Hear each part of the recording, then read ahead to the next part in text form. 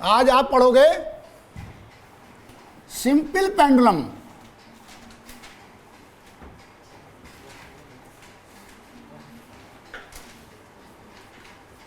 Simple pendulum क्या होता है? सिंपल पेंडुलम, इसमें एल स्मॉल होती है। एल क्या होती है? स्मॉल, और थीटा भी स्मॉल होता है। बोलो,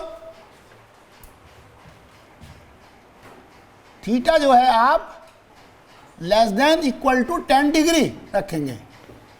अब देखो बाल को ध्यान से, ये जो सिंपल पेंडुलम है बच्चों, इसकी ऑसिलेशन लीनियर एसएचएम है या एंगुलर एसएचएम है? Angular SHM. जिसमें एंगल बनता है वो एंगुलर एसएचएम है। एंगुलर एसएचएम को कैसे सॉल्व करते हैं? रेस्टोरिंग टॉर्क निकालकर।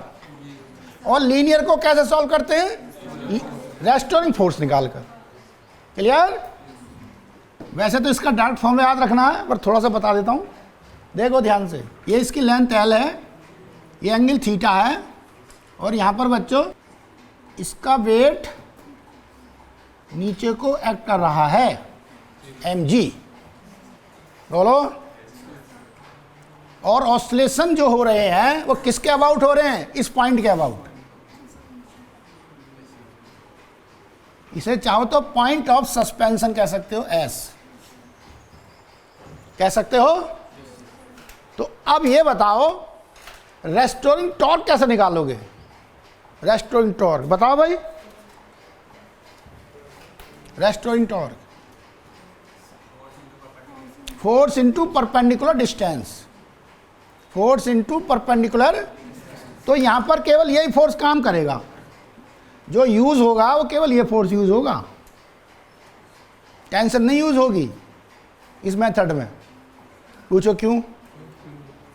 क्योंकि जो टेंशन है वो पॉइंट ऑफ सस्पेंशन से गुजर गई, लाइन उस लाइन में है। जिस पॉइंट के अबाउट हम टॉर्क निकालेंगे, अगर फोर्स की लाइन ऑफ एक्शन उस पॉइंट से पास हो जाती है तो वो टॉर्क जीरो हो जाता है उसका। तो यहाँ पर जो टॉर्क देगा केवल mg देगा। तो परपेंडिकुलर डिस्टेंस जो होगी बच्चों वो ये हो जाएगी, ये हो जाएगी L sine theta. L sine theta. Clear? तो बच्चों रेस्टोरिंग टॉर्क कितना हो गया?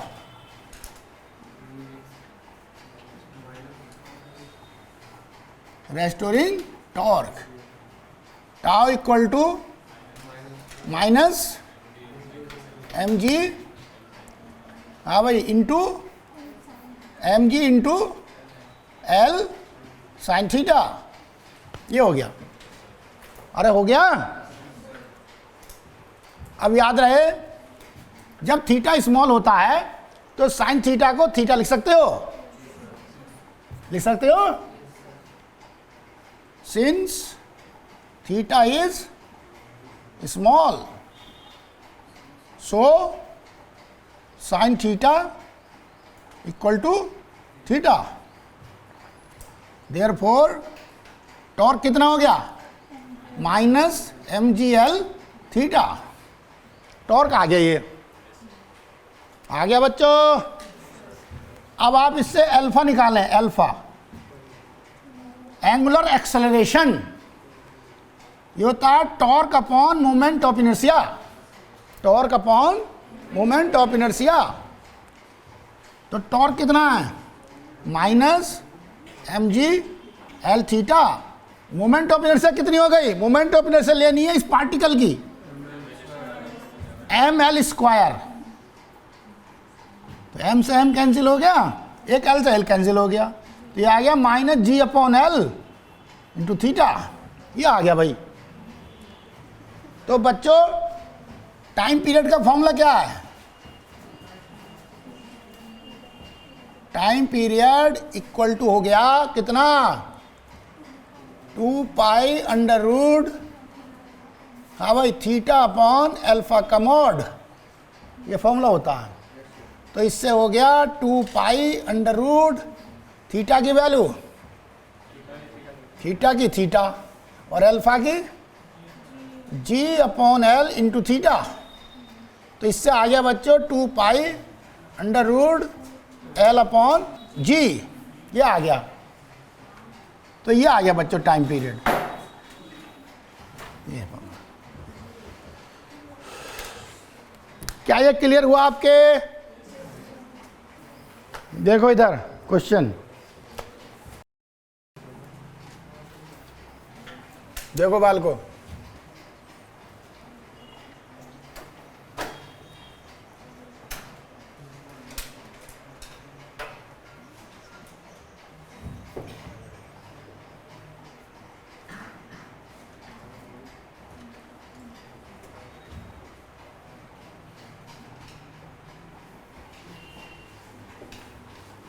एक सिंपल पेंडुलम है जिसकी लेंथ एल है और रास्ते में ये एक वॉल है, बोलो, जो कि फिक्स है। बनाया डायग्राम, बताओ भाई जल्दी। तो बच्चों इसे हम यहां से छोड़ते हैं, तो यहां तक तो सीधा आएगा। अब जैसे ही यहाँ आएगा फिर ये मुड़ जाएगा ऐसे, फिर वापस आएगा, फिर सीधा हो जाएगा। टाइम पीरियड बताओ, लिख लो क्वेश्चन इसमें। फाइंड द टाइम पीरियड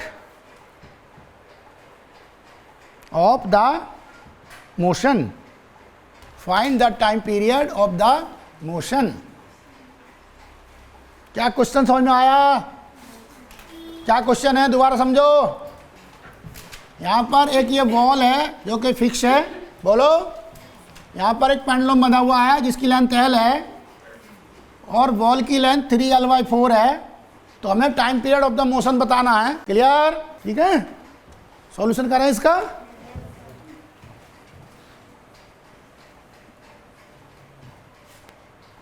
देखो बालको,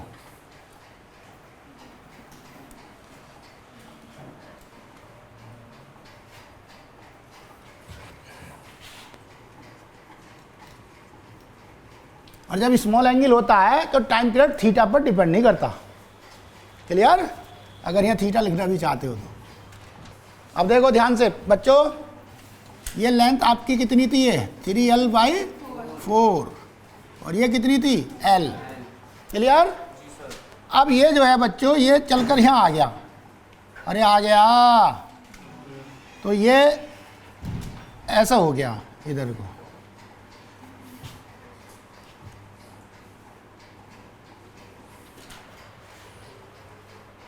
ये जो है यहाँ तक तो बिल्कुल यहाँ आकर टच हो जाएगा। अरे बोल बेटे, तो ये एकदम इधर हो जाएगा, फिर ये ऐसा आएगा, फिर ये ऐसा आएगा। तो टाइम पीरियड बताना है। तो बच्चों ये लेंथ कितनी हो जाएगी? l/4।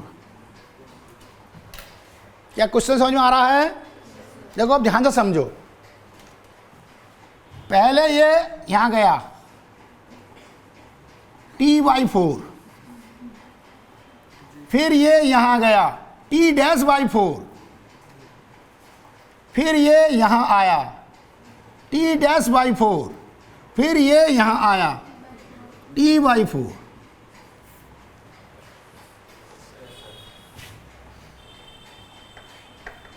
ऐसे करिए। क्या ये बात समझ में आ गई? तो सबसे पहले t बताओ कितना होता है? 2 पाई अंडर रूट l/g, ये तो t है। और t' कितना है? 2 पाई अंडर रूट, हाँ, l/4g हो गया। क्लियर? तो बच्चों यहां पर टाइम पीरियड ऑफ मोशन कितना हो गया? आप कहोगे sir t/4 plus t'/4 plus t'/4 plus t/4, ये आंसर है। क्लियर? इस तरीके से कर लो।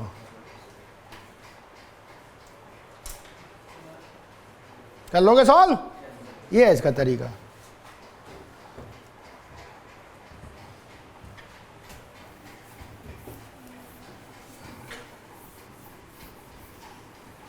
हेडिंग डालो, pendulum in a liquid. Heading डालो, pendulum in a liquid. Number 1, if rho b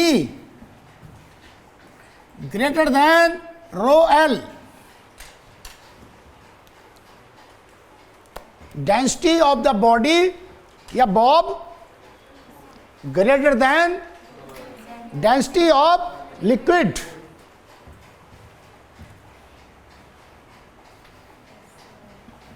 liquid की बजाय चाहो तो मीडियम भी बोल सकते हो। बोलो बाल को।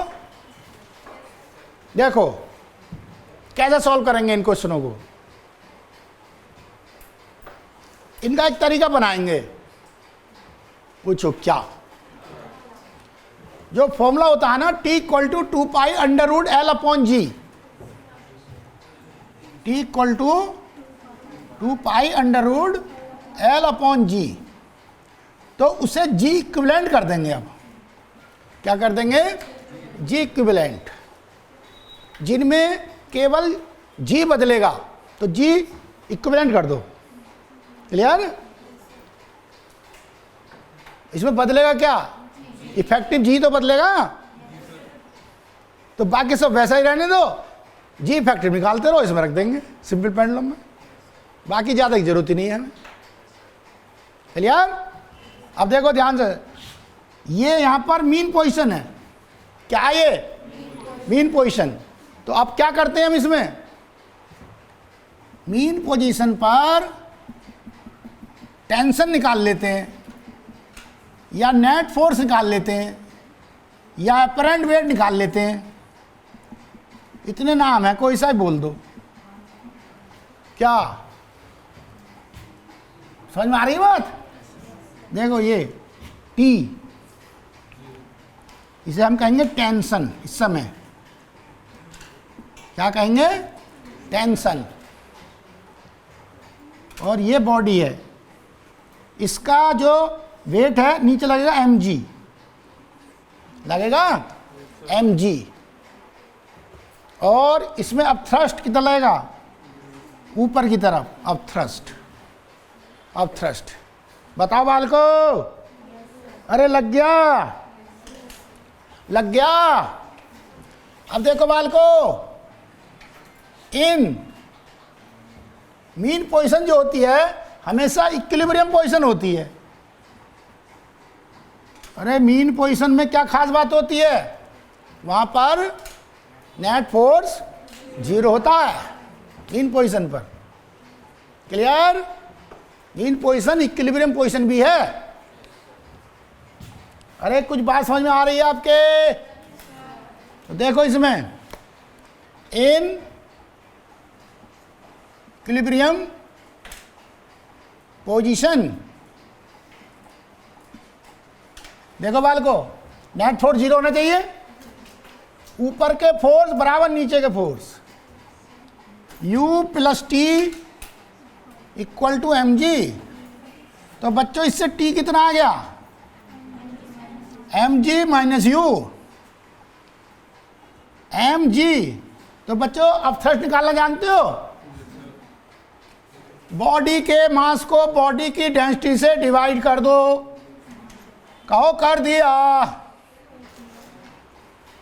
और अब लिक्विड की डेंसिटी से मल्टीप्लाई कर लो, और फिर G से भी मल्टीप्लाई कर लो।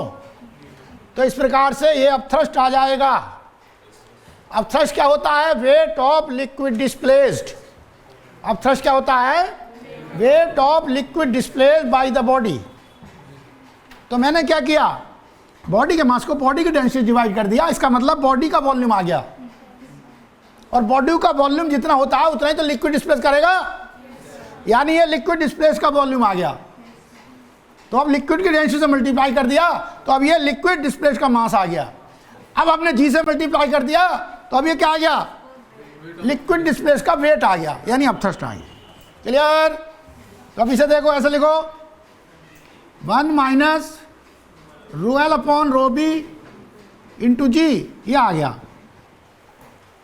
ये टेंशन है, ये क्या है, टेंशन है जी, और क्या है, टेंशन जो है ये क्या क्या बता सकती है, नेट फोर्स, ये नेट फोर्स का कह सकते हो इस समय, बोलो क्या कह सकते हो इसे, एपरेंट वेट के बराबर भी होगी ये, एपरेंट वेट, एपरेंट वेट। तो अब यहां पर जी इक्विवेलेंट निकाल लो, वो जाएगी T upon m, T upon m, बोलो। तो ये कितना आ गया यहाँ, 1 minus rho L upon rho b into g, ये आ गया नीचे की तरफ।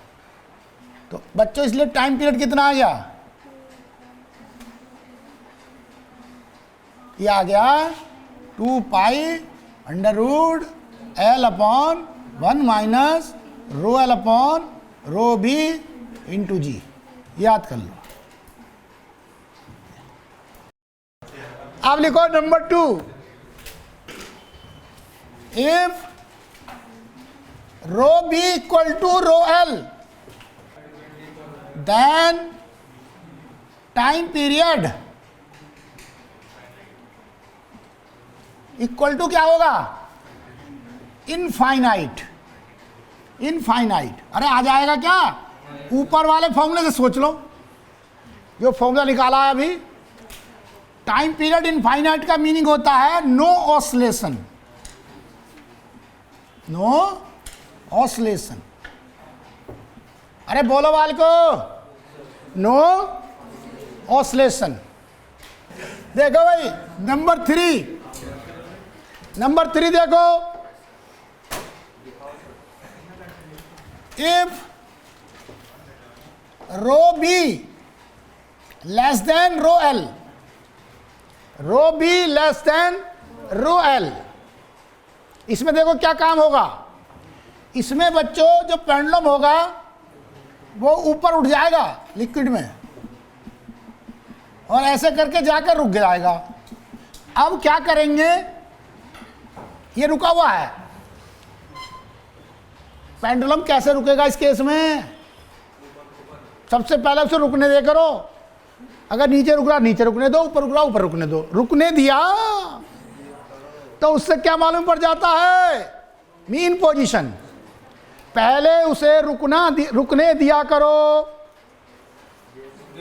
जब रुक जाया करे तो वो मीन पोजीशन होती है, ठीक है, क्या होती है वो, मीन पोजीशन होती है। अब आप एक काम किया करो, पूछो क्या, हल्का सा डिस्प्लेस कर दिया करो, फिर वो ऐसे करके ऐसे चम करने लगेगा, फिर टाइम पीरियड नोट करो। क्लियर? तो ये यहाँ पर मीन पोजीशन है, और अगर उसे डिस्प्लेस करोगे तो ये ऐसे करके ऐसे चम करेगा। कहो बहुत बढ़िया। अब आप देखिए बाल को, इसमें टेंशन किधर लगेगी, नीचे की तरफ, और वेट नीचे की तरफ, और अब थ्रस्ट ऊपर की तरफ। तो इसमें बच्चों क्या ज्यादा है, अब थ्रस्ट। तो बच्चों क्या होगा यहाँ, U equal to M G plus T. तो यहाँ हो गया बच्चों T equal to U minus M G. तो बच्चों ये U की वैल्यू बताओ कितनी होगी, बॉडी के मास को बॉडी की डेंसिटी से डिवाइड करो, लिक्विड की डेंसिटी से मल्टीप्लाई करो, इंटू जी करो, माइनस फिर एम जी है। तो इस प्रकार से ये आ जाएगी value rho L upon rho B minus 1 into M G. Clear बच्चों? अब हम निकालेंगे जी इक्विवेलेंट, ये हो जाएगी टी अपॉन एम। तो ये हो जाएगा बच्चों कितना, rho L upon rho B minus 1 into g, ऊपर की तरफ, ऊपर की तरफ। तो इससे टाइम पीरियड कितना हो गया, टाइम पीरियड हो गया बाल को t equal to 2 pi under root L upon rho L upon rho B minus 1 into g. ये ठीक है जी, नोट करो जल्दी से, कर लिया नोट। अब आप हेडिंग डालें, अगला हेडिंग डालो, pendulum in a lift. Pendulum in a lift लिखो इसमें बेटे। Number 1, if lift is at rest, if lift is at rest or moving with constant velocity either upward or downward,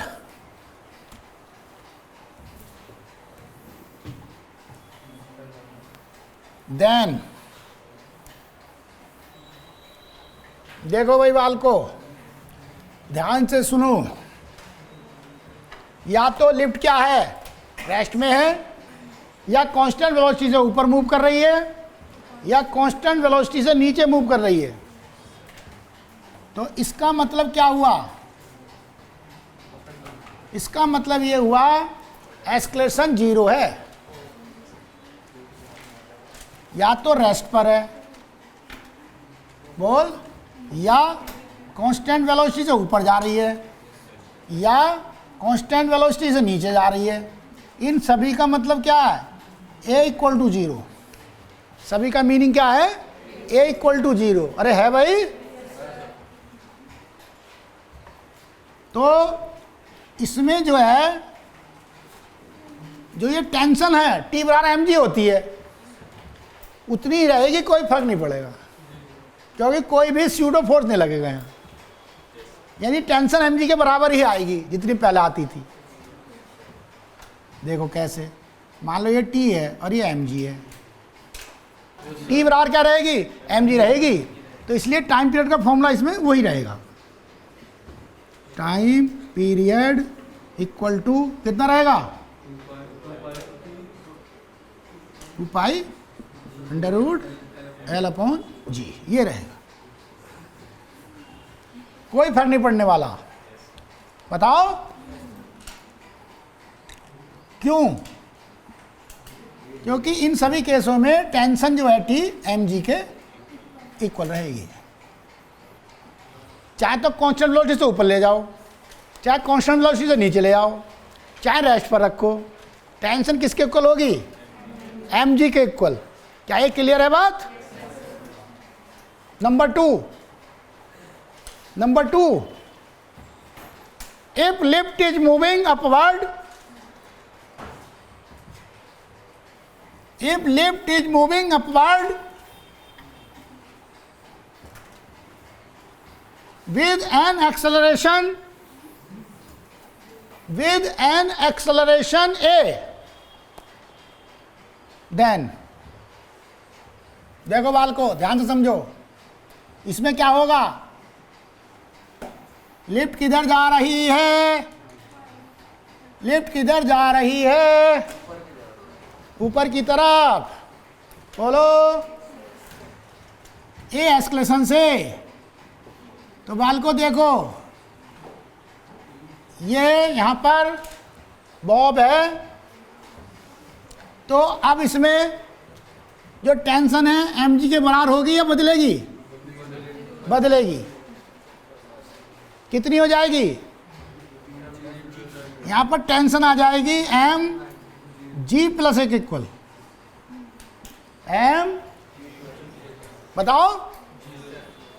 चाहो तो इसे 2 तरीके से समझ सकते हो, एक तो रियल फोर्स के मेथड से, एक स्यूडो के से। अगर रियल के से करोगे तो स्यूडो नहीं दिखाओगे इसे, जब रियल के से करते हैं तो ग्राउंड के रेस्पेक्ट में होता है वो, और जब स्यूडो से करते हैं तो लिफ्ट के रेस्पेक्ट में होगा फिर वो, क्योंकि वो कैसा फ्रेम हो जाएगा, accelerating frame, non inertial frame. ठीक है, तो देख ये नीचे को mg लग रहा है, कहो जी हमें ग्राउंड के रेस्पेक्ट में बता दो तुम इस समय, तो हो जाएगा टी माइनस एम जी बराबर एम ए। जो ग्राउंड से आदमी देखेगा इसे चलता हुआ दिखाई देगा ऊपर को, तो ये हो गया। अब समझ में आ गई बात। तो टेंशन कितना हो गया, एम जी प्लस ए, और जी इफेक्टिव आप निकाल सकते हैं। जी इफेक्टिव क्या हो गया, जी इक्विवेलेंट, ये हो जाएगा जी प्लस ए। अरे हो जाएगा बाल को। तो इससे टाइम पीरियड कितना हो गया,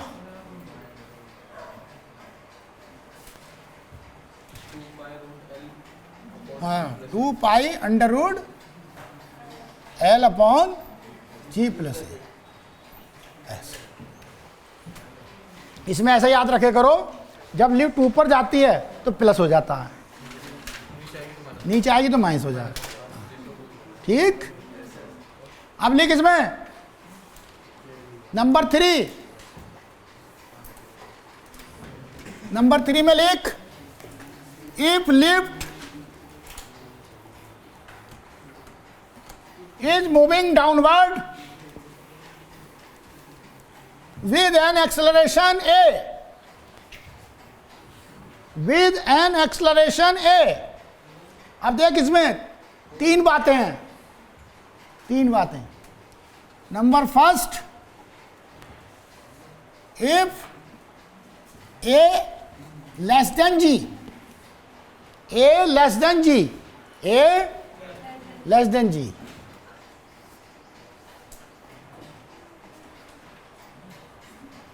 बताओ बाल को। तो ये नीचे की तरफ आ रहा है ए एस्केलेशन से, परंतु बच्चों इसमें एस्केलेशन जो है जी से कम है, तो ये पेंडुलम इस तरीके से रहेगा इसमें। बोलो, तो ये देखो इधर वेट एम जी लगेगा, इधर टेंशन टी लगेगी। ग्राउंड के रेस्पेक्ट में इसकी इक्वेशन बनाओ, m g minus T equal to M A. तो इससे हो गया T equal to M g minus a. बताओ बाल को। तो इससे जी इफेक्टिव कितना हो जाएगा, T upon m equal to g minus a. तो बच्चों इससे टाइम पीरियड का फॉर्मूला हो जाएगा 2 pi under root L upon g minus a, ऐसे करके g minus a. Number second, if a equal to g, a equal to g का मतलब है कि यदि लिफ्ट का रस्सा टूट जाए या लिफ्ट फ्रीली फॉल करे, है ना, लिफ्ट फ्रीली फॉल करे, जो लिफ्ट होती है उसे रस्से से चला जाता है मशीन के द्वारा, अगर वो रस्सा टूट जाए तो नीचे गिरती चली जाएगी, तो उस समय उसका एस्केलेशन जी के बराबर हो जाएगा। बोलो। तो इस समय बच्चों टी कितना हो जाएगा, इनफाइनाइट। और टी इनफाइनाइट का मतलब होता है नो ऑसिलेशन, नो ऑसिलेशन। ठीक है बाल को। अब देखो नंबर 3, इस बार हम ले रहे हैं ए ग्रेटर देन जी, ए ग्रेटर देन जी। ऐसे केस में जो पेंडुलम है उसे इस तरीके से स्टैंड पर बांधना पड़ेगा, क्योंकि इस बार वो ऊपर रुकने वाला है जाकर। कहाँ रुकने वाला है, ऊपर जाकर। ये मीन पोजीशन है इसकी, और फिर इसे ऐसा करके ऑसिलेट करा सकते हो आप। क्लियर। तो इस समय टी की वैल्यू क्या आएगी, देखो इधर नीचे को टी लग रहा, अरे बोलो, और नीचे को एम जी लग रहा है, बताओ। और जा किधर रही है लिफ्ट, है, हाँ ए एस्केलेशन से। तो अब इक्वेशन क्या बनेगी इसमें, M G plus T equal to M A. तो टी कितना हो गया यहाँ एम ए माइनस जी, तो जी इक्विवेलेंट कितना हो गया ए माइनस जी। इसमें ए माइनस जी होगा और इस केस में ये ऊपर जाकर रुकेगी। ये मैंने किसके रेस्पेक्ट में बताया तुम्हें, ग्राउंड के रेस्पेक्ट में। तो इससे टाइम पीरियड क्या हो गया 2 pi under root L upon a minus g. क्या ये पॉइंट समझ में आया आपके? अगला हेडिंग डालें, pendulum in a trolley. Pendulum in a trolley, trolley, हाँ भाई क्या ट्रॉली लिखो इसमें, when trolley is at rest, when trolley is at rest or moving with constant velocity, constant velocity, then time period होगा 2 pi under root L upon g. कुछ फर्क नहीं पड़ेगा, या तो ट्रॉली को रेस्ट पर रखो या कांस्टेंट वेलोसिटी चलाओ, तो कोई फर्क नहीं पड़ेगा। क्या उसकी मीन पोजीशन बदलेगी? कांस्टेंट वेलोसिटी चलाने पर नहीं बदलेगी। क्यों? हाँ, क्योंकि एक्सेलरेशन जीरो है, क्योंकि एक्सेलरेशन जीरो है। मीन पोजीशन कहाँ रहेगी उसकी? जहाँ रेस्ट वाले की है, जहाँ रेस्ट वाले की है वहीं पर रहेगी। एक्सेलरेशन जीरो है। क्या ये बात समझ में आ गई? नंबर टू में लिखो, when trolley is moving on uh straight road with constant acceleration A, with constant acceleration A, then देखो बाल को ध्यान समझो,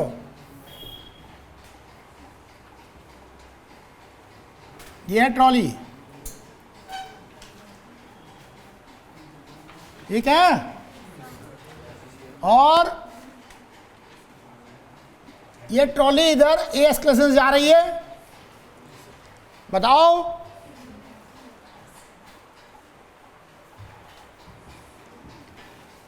तो बच्चों, ये जो है इस समय ये मीन पोजीशन होगी यहां पर, लगातार कांस्टेंट एक्सेलरेशन चली जा रही है, चले जा रही है, एक्सेलरेशन उतना ही है। तो ये फिर ये यहाँ बनी रहेगी, ये मीन पोजीशन है थीटा एंगल पर, ठीक। तो फिर अब आपसे ये कहा जाए अगर हम इसे हल्का सा डिस्प्लेस करके छोड़ दें तो एसएचएम करेगा, तो टाइम पीरियड क्या होगा उसका वो निकाल लोगे, और मीन पोजीशन के अबाउट इधर उधर एसएचएम करेगा। ऐसे मीन पोजीशन के अबाउट पेंडुलम एसएचएम करेगा। देखो इधर, यहाँ पर टेंशन ये टी है, इसका वेट इधर को नीचे को mg है। बोलो, अब इसमें दो तरीके हैं, स्यूडो से करूं या नॉन स्यूडो से? हैं? स्यूडो से करोगे तो फिर दिखाना पड़ेगा फोर्स। अगर स्यूडो से करना चाहते हो तो ये फोर्स लगेगा इधर को ma, तो ma क्या है? ये pseudo force with respect to trolley, ये ट्रॉली के रेस्पेक्ट में ही स्यूडो फोर्स लगेगा। तो अब ट्रॉली के रेस्पेक्ट में ये हमेशा ये इस जगह दिखाई देगी रुकी हुई। बताओ, रुकी हुई अवस्था में, और ग्राउंड से देखोगे तो चलती हुई दिखाई देगी। तो फिर सूडो नहीं लेने के। क्लियर? तो अब ये देखो, जब ये तुम्हें रेस्ट पर दिखाई देगी तो तीनों फोर्सों का रिजल्टेंट क्या होना चाहिए? 0। बताओ, तो फिर टेंशन कितना होना चाहिए? तो आप कहोगे टेंशन सर ये जो दोनों हैं, ये फोर्स, ये दोनों जो फोर्स हैं, ये इनका रिजल्टेंट होगी यहाँ पर। हाँ, तो ये अब इसे सॉल्व करने के दो तरीके हैं। पूछो क्या? एक तो ये कि टी का कंपोनेंट कर लो, टी कॉस थीटा बराबर M G, T sine theta बराबर एम ए। या एक ऐसा तरीका है इसमें कुछ भी कंपोनेंट करने की जरूरत नहीं पड़ेगी। पूछो क्या? आप कहोगे सर ये तीनों फोर्सों का रिजल्टेंट 0 है, तो आप ये कह सकते हो दो का रिजल्टेंट तीसरे के इक्वल और अपोजिट होगा। दो का रिजल्टेंट तीसरे के इक्वल और अपोजिट होगा, तो आप डायरेक्ट टेंशन निकाल सकते हैं। तो यहाँ पर टेंशन कितनी आ जाएगी? अंडरवुड एम जी का स्क्वायर प्लस एम ए का होल स्क्वायर। ऐसे कंपोनेंट से दिखाऊं करके? ऐसे सही है? देख ध्यान से,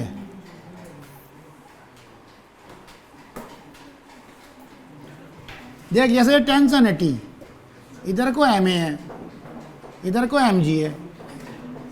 अरे अरे अगर मैं इसका कंपोनेंट करूं तो इधर हो जाएगा टी कॉस थीटा और इधर टी साइन थीटा। तो एक तरीका तो ये रहता है कि T cos theta equal to M g और T sine theta equal to M a. इन दोनों इक्वेशन सॉल्व कर सकते हो। तो यहाँ से हमने टी निकाल लिया, अरे निकाल लिया, ये निकल गया। तो बच्चों यहाँ से जी इफेक्टिव कितना हो जाएगा, या जी इक्विवेलेंट, जी इक्विवेलेंट कितना हो जाएगा? मास से डिवाइड कर दो, अंडरवुड जी स्क्वायर प्लस ए स्क्वायर। तो बच्चों इससे टाइम पीरियड कितना हो जाएगा? 2 pi Underwood L upon Underwood जी स्क्वायर प्लस ए स्क्वायर। ये इसका आंसर आ जाएगा। क्लियर? अब ये और बतानी है position of equilibrium. Equilibrium position, हाँ भाई, with the vertical.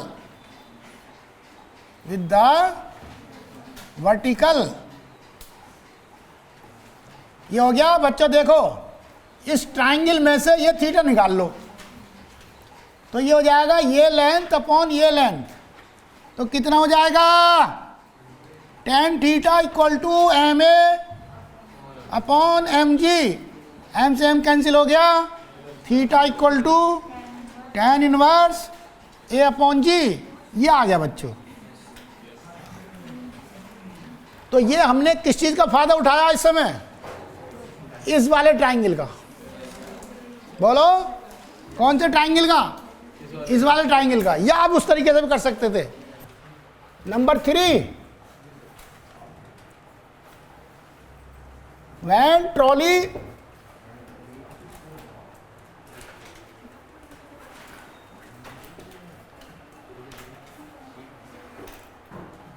is moving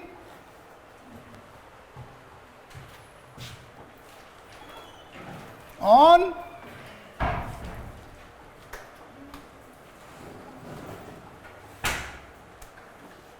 horizontal plane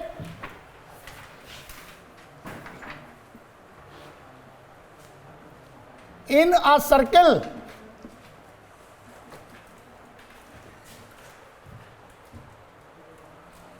with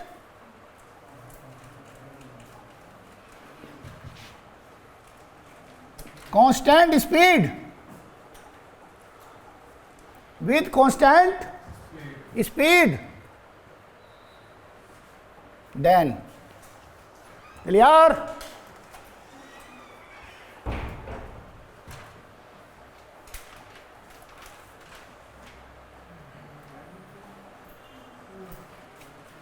horizontal circle में कार घूमेगी। क्लियर?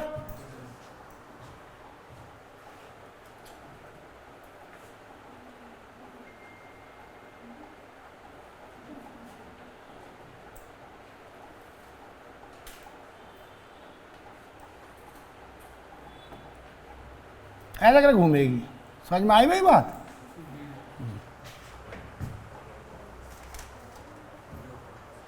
और ये रेडियस है आर, रेडियस है आर। ये ट्रॉली हॉरिजॉन्टल सर्किल में घूम रही है, तो जब ये हॉरिजॉन्टल सर्किल में घूमेगी तो इसमें एक सेंट्रीफ्यूगल फोर्स लगेगा पेंडुलम पर विद रेस्पेक्ट टू ट्रॉली या विद रेस्पेक्ट टू कार, जो भी चीज ले रखी है। बोलो। तो इसलिए वो बाहर की तरफ को खिंच जाएगा। तो अलग से एक डायग्राम बना लेते हैं।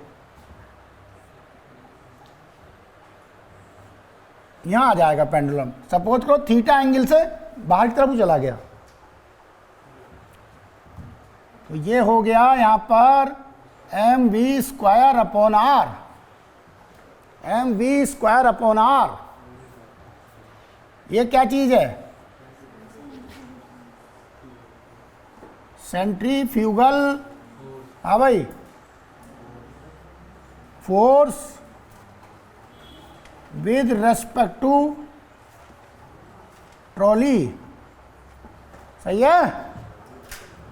और बच्चों यहां पर mg फोर्स नीचे को लगेगा और यहां पर टेंशन T लगेगी। बोलो। एक तरीका होता है कंपोनेंट करके और एक बिना कंपोनेंट के भी हो जाता है। ठीक है, देखो कैसे। ये यहां पर इसकी इक्विलिब्रियम पोजीशन है, यानी मीन पोजीशन है ये इस समय, तो ये यहां रुक जाएगा, यहां पर रुक जाएगा। फिर अगर हम इसे डिस्प्लेस करेंगे तो SHM जो है इस तरीके से होगी, ऐसे करके।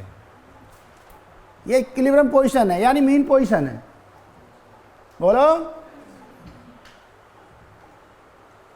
तो बच्चों इन दोनों का रिजल्टेंट इक्विलिब्रियम पोजीशन में इसके इक्वल होगा, होगा? बताओ। ये होगा।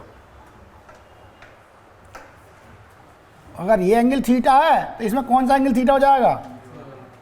ये थीटा। तो आप ट्रायंगल से निकाल सकते हैं, जो भी निकालना चाहो। सबसे पहले टेंशन बताओ क्या होगी। जो टेंशन होगी वो इस वाले के इक्वल होगी, और ये क्या है? इन दोनों का रिजल्टेंट। इक्वल और अपोजिट है ये।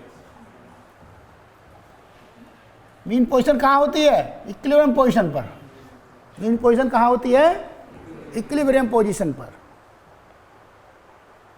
क्लियर? तो अब देखो बच्चों, यहां पर टेंशन कितनी हो गई? अंडरवुड mg का whole square plus mb square upon r का होल स्क्वायर। तो बच्चों इससे g इक्विवेलेंट कितना हो गया? T upon m। टेंशन क्या चीज देती है? Apparent weight. तो ये कितना हो जाएगा? Underroot g square plus v square upon r का होल स्क्वायर। क्लियर? तो बच्चों इससे टाइम पीरियड कितना हो गया? 2 पाई अंडरवुड l इसकी लेंथ है, l upon underroot g square plus v square upon r का होल स्क्वायर। ये टाइम पीरियड है। Clear?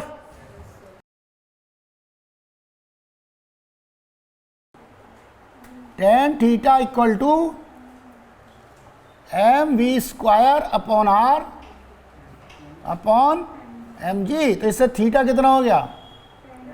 tan inverse V square upon R G. बताओ।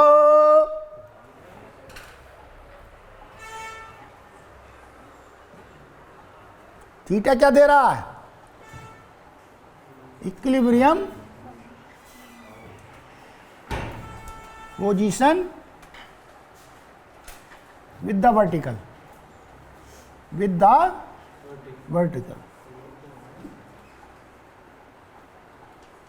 ये देता थीटा।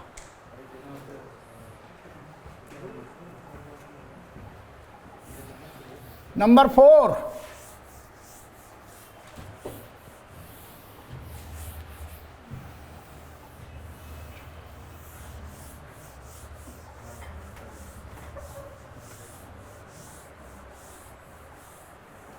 नंबर 4 देखो,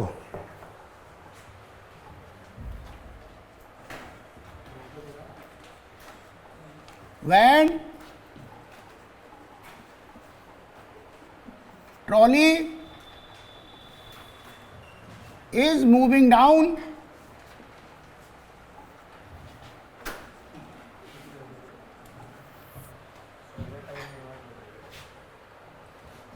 freely on inclined plane,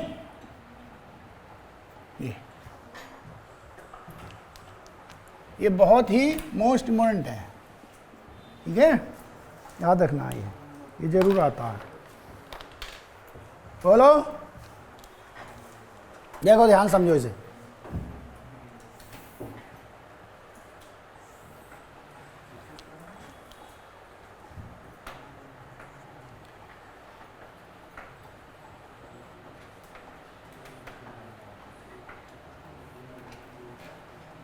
ये एक ट्रॉली है और ये यहां से छोड़ दी चलने के लिए, जाने दो फ्रीली।